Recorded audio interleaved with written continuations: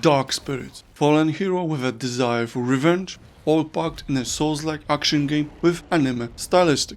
That's what the first Berserker Khazan feels like.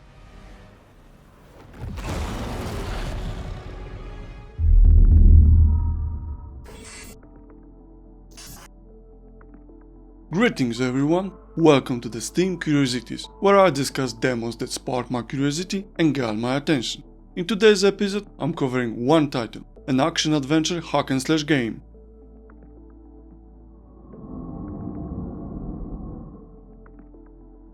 This title was introduced at the Game Awards in December 2024, and for some reason, the release of the demo on January 16, 2025 completely flew under my radar. However, among demos from Steam Next Fest of March 2025, I found a moment to play this title. The intriguing thing about this project was its combination of characters in anime style and a realistic environment. At least that's what I thought after the trailer. I'm not an avid Souls-like player. However, I played through Mortal Shell, I tried first Dark Souls, even the third installment of Darksiders had Souls-like mechanics incorporated.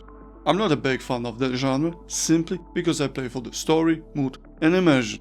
The sense of accomplishment for defeating the boss after multiple attempts is more of a relief than a thrill. Nevertheless, I immensely love and enjoy action-adventure hack-and-slash games, and that's why I tend to try different titles, which also are Souls-likes.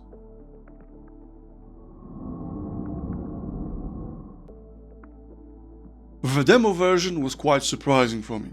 I expected that it would end right after the first boss, but no, the demo feels like a complete prologue with setting, narration, stage and the main protagonist.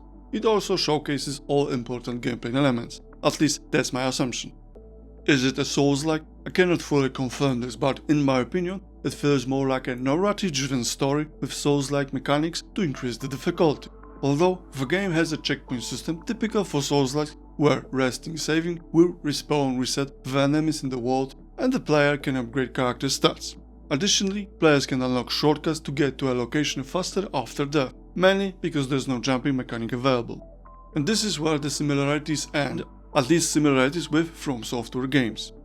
The rest of the mechanics is a bit more action-adventure. Loot drops with armor pieces, weapons, accessories and consumables. Armor sets might have buffs connected to a quick number of pieces. Loot drops have levels, which are related to character level, character skills and mastery and such for weapon types, and apparently crafting in the full game.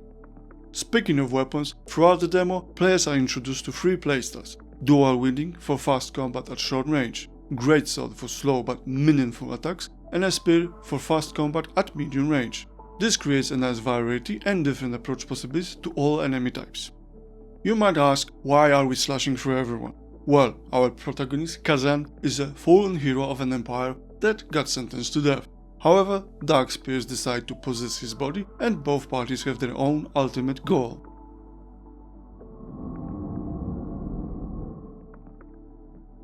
So, how does the demo feel? It is a decent demo that nicely introduces players to the world and its core gameplay loop. Definitely was full of surprises and did not feel that tiresome for a Souls-like.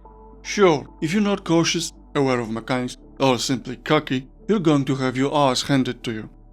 However, the entirety of the narration, combat, mood and music, which surprisingly wasn't over-the-top epic, created a pleasant, almost cohesive immersion. It feels slightly off to see brighter characters and enemies in the environment, although it helps with visual language clarity. The only thing that felt like an unpolished design were the transitions between interior locations and the exterior world. However, I might be entirely wrong and it was a conscious decision to do it this way. For the interested, Steam store links are in the description. The demo is still available as of March 30, 2025. Thank you for watching and see you in the next one.